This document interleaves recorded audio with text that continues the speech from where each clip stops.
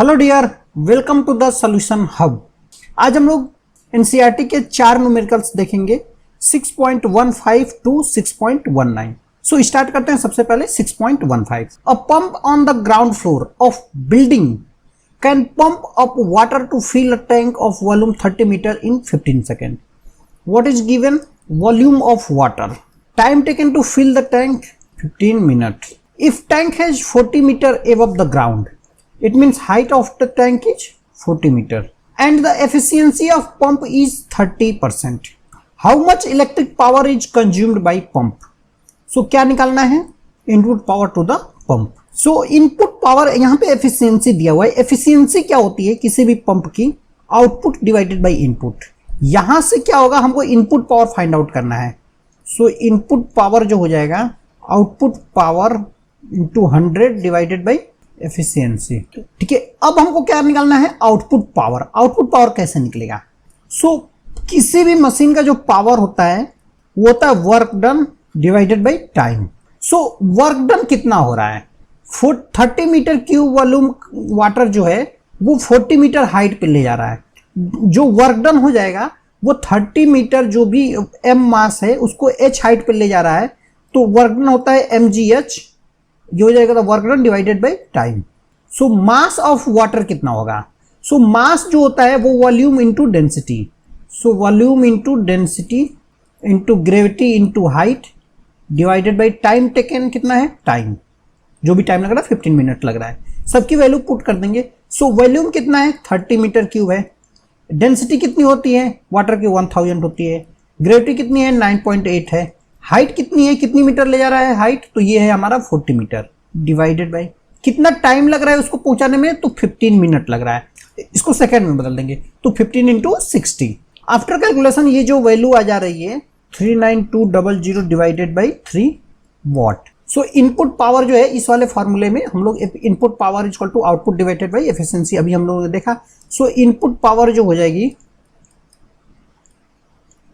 Output power 39200 divided by 3 into efficiency कितना है? 30% दिया हुआ है इंटू 100। सो आफ्टर कैलकुलेशन ये जो आंसर आ जा रहा है वो आ रहा है 43.6 इंटू 10⁻³ वॉट। इसको यदि जो किलोवाट में बदलेंगे तो हमारा इनपुट पावर जो हो जाएगा 43.6 किलोवाट। ये हमारा हो गया answer. So I hope guys ये क्लियर हो गया होगा। अब हम लोग मूव करते हैं नेक्स्ट क्वेश्चन पे 6.16। इन 6.16 two identical balls bearing in contact with each other. यहां पे क्या है? 2 बॉल है 2 और 3 आइडेंटिकल है और एक दूसरे के साथ जो है कॉन्टेक्ट में रखा गया है। On resting on the frictionless, और ये फ्रिक्शनलेस प्लेन है, और hit by head on by another ball bearing of the same mass. इसका भी मास जो है सेम है बॉल 1 का और आकर के इसको जो है हिट करता है। तो हमको बताना है कि केस 1 सही है या केस 2 सही है या केस 3 सही है।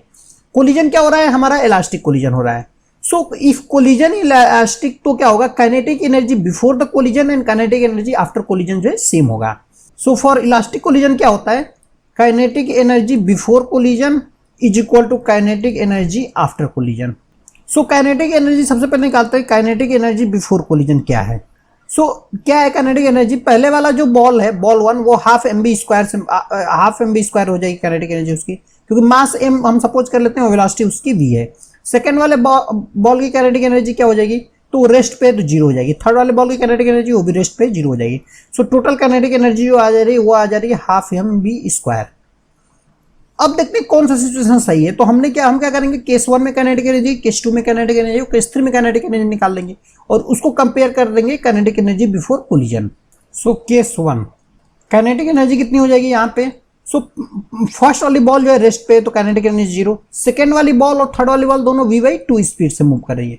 सो 1/2 मास कितना हो गया है? 2m हो जाएगा m + m, और वेलोसिटी कितनी है? v/2 का होल स्क्वायर।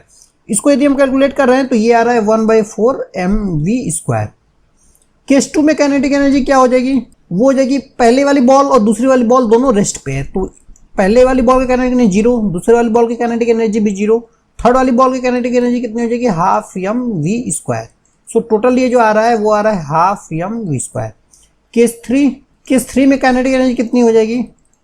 सो पहला वाला बॉल, दूसरा वाला बॉल, तीसरा वाला, तीनों जो है v/3 स्पीड से मूव कर रहे हैं। सो 1/2 मास कितना हो जाएगा 3m इंटू v/3 का होल स्क्वायर। सो ये आ रहा है 1/6 mv²। इन तीनों सिचुएशन से हम लोग देख रहे हैं कि केस 2 में काइनेटिक एनर्जी जो है वो क्या है, इनिशियल काइनेटिक एनर्जी के बराबर है। इट मीन जो है केस 2 हमारा जो है सही आंसर है। सो इसमें जो सही आंसर हमारा वो हो जाएगा हमारा केस 2। आई होप गाइस ये क्लियर हो गया होगा। अब हम लोग नेक्स्ट क्वेश्चन पे मूव करते हैं 6.17। In 6.17 a bob a of pendulum release from 30 degree. ये क्या हो रहा है कि 30 डिग्री से, ये 30 डिग्री से यहां से रिलीज किया जा रहा है और एक बॉब जो है यहां पे रखा हुआ है, इसका भी मास सेम है जो इसका मास है और यहां पे जो है रिलीज किया जाए। पूछ रहा है कि how does Bob A rise after the collision. यहां से रिलीज करने के बाद जब ये कोलाइड करेगा तो कितना जो है ऊपर जाएगा, इस साइड जाएगा या इस साइड जाएगा, ये हमको जो है यहां पे बताना है। सो देखते हैं क्या होगा। कोलिजन क्या है, कोलिजन यहां पे दिया हुआ है वो इलास्टिक दिया हुआ है, कोलिजन इलास्टिक है और मास क्या है सेम है।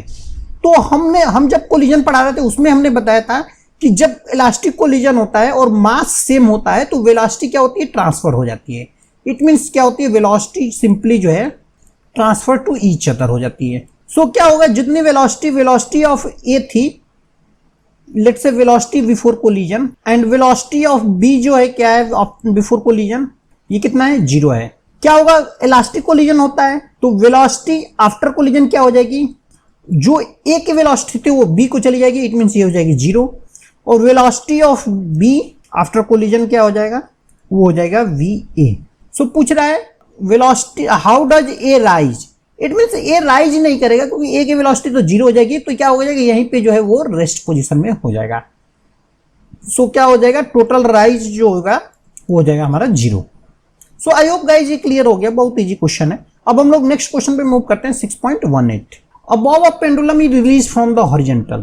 ये दिया हुआ है 1.5 मीटर, यहां से जो है रिलीज किया जा रहा है पेंडुलम को, ठीक है, पेंडुलम बॉब को। पूछ रहा है if the length of pendulum, it mean जो लेंथ है वो दिया हुआ है 1.5 मीटर।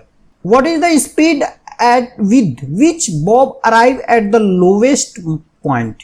इट मीन्स यहां पे जब आएगा तो क्या होगा, तो यहां पे क्या होगा, वेलोसिटी वो हो जाएगी 0। इनिशियल वेलोसिटी 0 होती है तो यहां पे वेलोसिटी 0 होगी। तो क्या होगा, पॉइंट ए इसको एज्यूम कर लेते हैं और यहां पे पॉइंट बी एज्यूम कर लेते हैं, ठीक है। So total energy at point ए कितनी होगी, वो हो जाएगी potential energy plus kinetic energy. Potential energy कितनी है, सो mgh होती है और प्लस काइनेटिक एनर्जी कितनी होगी 0 होगी। m कितना है, मास लेट्स एज्यूम कर लेते हैं हम m है। ग्रेविटी कितनी है, ग्रेविटी को हम अभी g रखते हैं। हाइट कितना है 1.5 मीटर। सो ये हो जाएगी total energy at point A. अब हम लोग देखते हैं total energy at point B. Total energy at point B क्या होगी, इसमें भी potential energy plus kinetic energy होगी, लेकिन क्या है ये लोअर मोस्ट पॉइंट पे है तो पोटेंशियल एनर्जी यहाँ पे 0 होगी और काइनेटिक एनर्जी कितनी हो जाएगी, half m v²। Let's say v velocity से यहाँ पे जो है मूव कर रहा है तो सो हाफ m v²। 5% जो है एयर ड्रैग की वजह से लॉस हो जा रही है एनर्जी। इट मीन जो एनर्जी ए पे mgh थी उसका 95% एनर्जी यहाँ पे बी पे पहुंचेगी। So according to energy conservation, total energy at point A is equal to total energy at point B। Total energy at point A कितना है 1.5 mg है। Total energy at point B कितना हो है, वो है हाफ m v²। लेकिन क्या है यहाँ पे 95% ही पहुंचेगा, 5% एयर में लॉस हो जा रहा है। सो ये कितना हो जाएगा 0.95 इंटू इतना जो है यहाँ पे एनर्जी पहुंचेगी। सो ये हमारा हो गया इक्वेशन। सबकी वैल्यू पुट कर देते हैं 0.95 इंटू 1.5, मास m से m ये कैंसिल आउट हो जाएगा। ग्रेविटी की वैल्यू 9.8 इक्वल टू 1/2 v²। यहाँ से v² जो आ रहा है वो आ रहा है 27.93। सो वेलोसिटी कितनी हो जाएगी 5.3 मीटर पर सेकेंड। सो ये हो गया हमारा answer. So I hope guys ये क्लियर हो गया होगा। अब हम लोग आज के लास्ट क्वेश्चन 6.19 पे मूव करते हैं। इन 6.19 के और trolley of mass 300 kg, mass of trolley जो है 300 kg दिया हुआ है। Carrying a sand bag of 25 kg, यहाँ पे सैंड है, उसका मास दिया हुआ है ये 25 kg, is moving uniformly with the speed of 27 kilometre per hour. Velocity दी हुई है इसकी 27 kilometre per hour on the frictionless track, track frictionless है। After wise sand start leaking, कुछ टाइम बाद क्या होता है, सैंड जो है लीक करना स्टार्ट कर रहा है। लीकिंग रेट क्या है, लीकेज रेट जो है वो दिया हुआ है 0.05 kg पर second. What is the speed of trolley after entire sand bag is empty. Final velocity हमको फाइंड आउट करना है। सो यहाँ पे हम लोग देख रहे हैं कि कोई भी एक्सटर्नल फोर्स नहीं लग रहा है, इवन फ्रिक्शन फोर्स भी नहीं लग रहा है। सो क्या होगा कि यदि अब्सेंस ऑफ फोर्स क्या होता है, एक्सेलरेशन होता नहीं है। According to Newton second law, force लगता है तभी मास इनटू एक्सेलरेशन होता है। यदि फोर्स हमारा जीरो है तो क्या होगा, एक्सेलरेशन जो है जीरो होगा, और एक्सेलरेशन जीरो है तो वेलोसिटी क्या होगी, वेलोसिटी हमारी जो है कांस्टेंट होगी। सो क्या होगा, इस केस में जो फाइनल वेलोसिटी होगी वो भी हमारी 27 किलोमीटर पर आवर ही होगी।